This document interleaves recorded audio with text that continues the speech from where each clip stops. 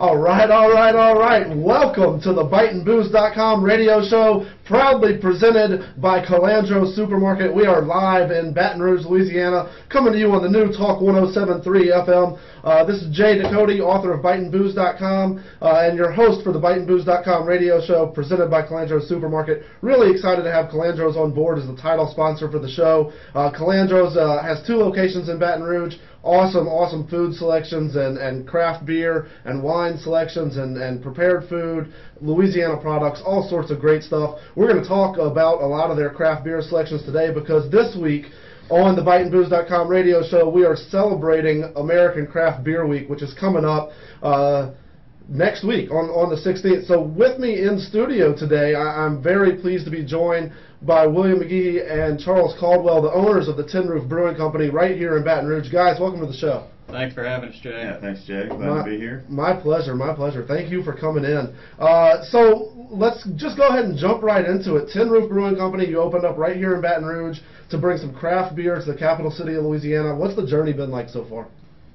It's been awesome. I mean, we've been open now right about 6 months. We got started end of November is when we first introduced product into the market, and we're now in 4 markets in South Louisiana. We're in Baton Rouge, New Orleans, North Shore, and we just introduced product into Lafayette.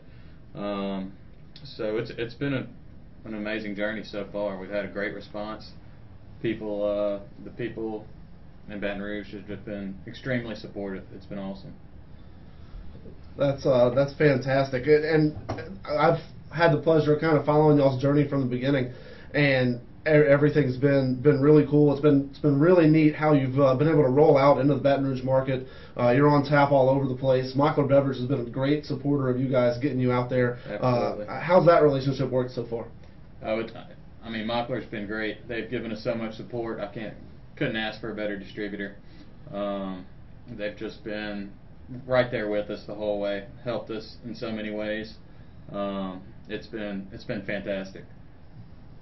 Cool. William, anything to add to that? I mean, kind of like Charles said, it's more like a partnership. You know, not really that we're just the brewery and they're the distributor. It's, you know, we're kind of, I guess they're helping us grow, and you know, we just see it as a great partnership. Yeah, that's really great that the Anheuser-Busch InBev distributor around here is making that shift towards craft beer, and it's welcoming you guys in and helping you with all the distribution to get everything started. Oh yeah, certainly. So next week on the 16th, Monday, starts American Craft Beer Week, and you guys have some big plans for the brewery. You want to talk about that a little bit? What's going on? You got an open house going? Yeah, you know, we've been trying to get ready for tours for a while now, and we wanted to kind of wait until the right time, and we figured, you know, what better time than American Craft Beer Week. So this Monday through Saturday, every day we're having an open house from 5 to 7, maybe a little bit longer on Wednesday. But, you know, we want everybody to come in and sample the beer and check out our operation and meet Tom, our brewmaster, and, you know, just see what all we're doing over there. It's one of those things where I feel like we really want people to feel like it's their brewery. It's Baton Rouge's brewery. We're right here, right off Nicholson, between campus and downtown. We're ready to open our doors and really get some people through there and show them what we've been doing. And I think it'll be, once we get the regular tours started the following week, I think it's going to be a great thing for Baton Rouge citizens to come do on a Friday afternoon. So that's the game plan. After Craft Beer Week, you're going to have a regular kind of open house tour scheduled for Fridays? Yeah, every Friday afternoon is what we're planning on doing. It might change as this progresses. We might add a couple days, but right now it's Friday afternoons, I think, from 5 to 7. Perfect. Now, you guys have some other cool stuff coming up. You've decided to skip the bottling line and go straight to cans. Tell me a little bit about how you got to that decision and kind of the trend about craft beer going into cans these days. We had a bottling line here. We've been planning on bottling, but since we got this thing, I mean, when we first started putting this thing together, we were tossing around the ideas of having cans, and just the more we got into it, the more we decided that the cans would be a great way to do something different here in Louisiana, and it's really gotten big in the rest of U.S. Plenty of other craft breweries are doing it. Lots of big craft breweries, and it's a cool package. You can take it anywhere. Just being in Louisiana, everybody's always tailgating, out on the lake, golfing. Just our culture lends itself well to cans. Yeah, when you add in there all the festivals, Mardi Gras, Right. You know, it makes really good sense. Yeah, it really does. When y'all told me that, I was pretty excited just to have another option in canned beer to take on canoe trips with me or tailgating for LSU for sure. Anything that we can do like that. And y'all have a third beer coming out sometime soon, hopefully by the end of the summer, right? You're going to do a blonde? Yeah, we've been working on it for a little while. It's gonna be an American style blonde ale is what we're thinking right now. It's in the works. We hope to have it out later this year. Late summer, early fall is the plan, but don't hold me to that. As I found out, things go. Yeah, timelines don't really work out that well. Understood. But let's talk about the two beers that you do have out on the market right now. You've got the Voodoo Bingle Specialty Pale Ale, and then you've got the Perfect 10 Amber. Just to walk me through the decision to go with those two as kind of your startup flagship brews and how they've kind of come to be staples in the Baton Rouge beer market. They're on tap everywhere. The Voodoo Bingle it's an American Pale Ale. And basically, this was a beer that we wanted to use some local ingredients, and we wanted to do something a little different. So we started toying around with Steen's cane syrup, and we were just getting a really interesting kind of finish in the beer, almost like a sweet finish, sort of on the end from the cane syrup, which goes really well in contrast to the bitterness of the hops in an American Pale Ale. And that beer has kind of it's really developed into a nice pale ale. The amber is an American style amber ale.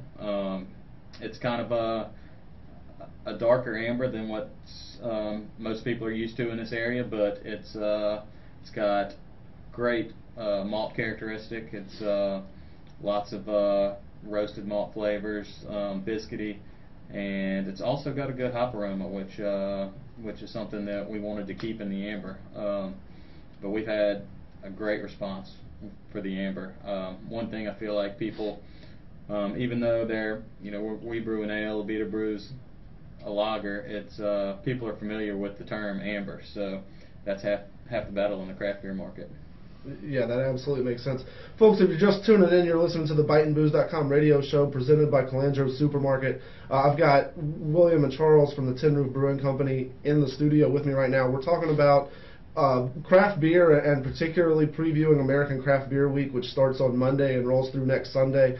They've got some big plans at the Tin Roof Brewing, at the brewery off of Nicholson, right between downtown and LSU. A lot of people don't realize that y'all really are right here in the heart of Baton Rouge. You're a block off the Mississippi River, which is getting interesting these days.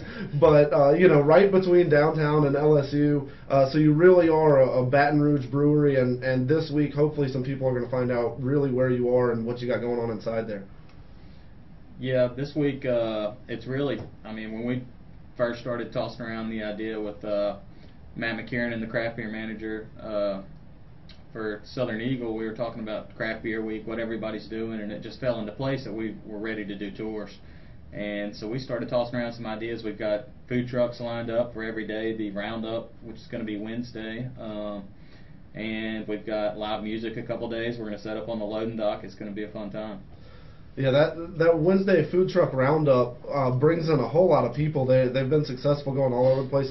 And this week, guys, if you're around town and you've been to some of those food truck roundups where there's been 5 trucks or 6 trucks, this week there might be as many as 10 trucks there in front of the brewery. It's really a chance to taste some of Baton Rouge's beer, and it's a chance to taste all these food trucks as well. So that's going to be a really neat event. Isn't there going to be a band out there or something along those lines? Yeah, we're going to have some music on Wednesday.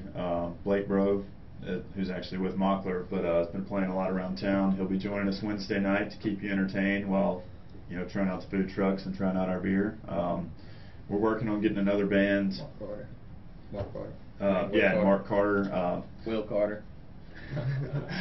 Good, good. Yeah. So there's going to be Yes. some live music out there, some samples of beers, food trucks making the scene. There should be a lot of people out there. That's Wednesday this upcoming week, so check that out. Or if you can't be there Wednesday, or if you want to go there multiple days, they're open 5 through 7 all during American Craft Beer Week to give a tour and let you try their beers, and they'll tell you where they're on tap everywhere as well.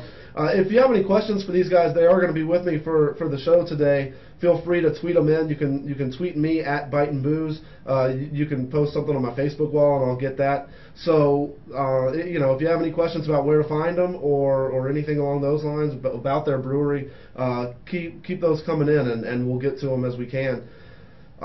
So speaking of where to find the beers, y'all are at bars all over town, but what are kind of the big ones that kind of move a lot of your product these days?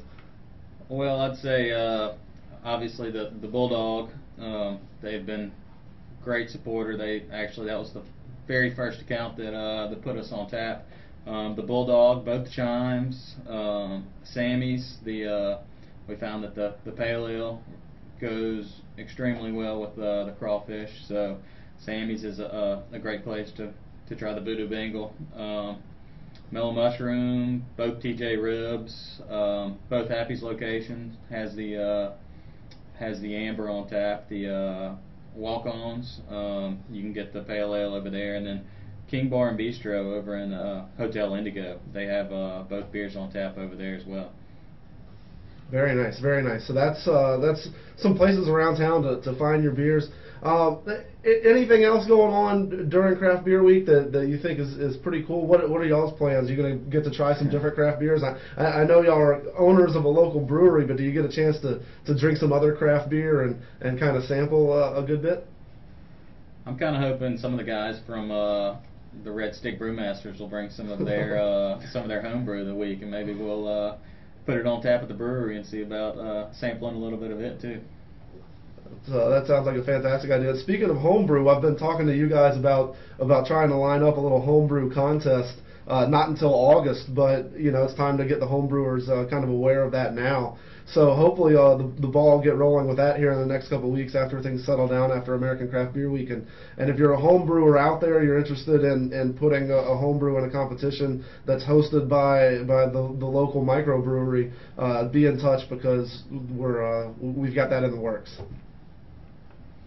Yeah, it's one thing we wanted to do is get everybody involved. Just being a community brewery, and the guys with Red Stick Brewmasters have been a tremendous help to us. They come in every brew day, help us throw grain, and we just started tossing around the idea of a brew off, and everybody kind of took it. And then we've been working with you, Jay, on it, and I think it could be a great event to have right there at the brewery later on this summer. Absolutely, that'll be a lot of fun, and that'll be getting towards football season when certainly, hopefully, a lot of your beer is drank at bars around town and maybe in cans as well on campus and at tailgate parties and stuff. Guys, we got a huge show coming up. These guys from Tin Roof are going to be in here with me all day. We're going to have Andrew Godley calling in. He's the owner of the Parish Brewing Company in Lafayette. Get his thoughts on Craft Beer Week and everything else that's going on. We've got Polly Watts calling in. She's the owner of the Avenue Pub in New Orleans, which is really Louisiana's premier craft beer bar. William, you've been to the Avenue Pub a few times? Yes. Yeah, that's great. CJ is going to call in from Calandro Supermarket. They really have the best selection of craft beer in town, so we'll get to that. We're going to give away a $100 gift card to the Kingfish restaurant inside the Hilton downtown. So looking forward to that. We're going to take a quick commercial break, and we will be right back here on the BiteandBooze.com radio show presented by Calandro Supermarket.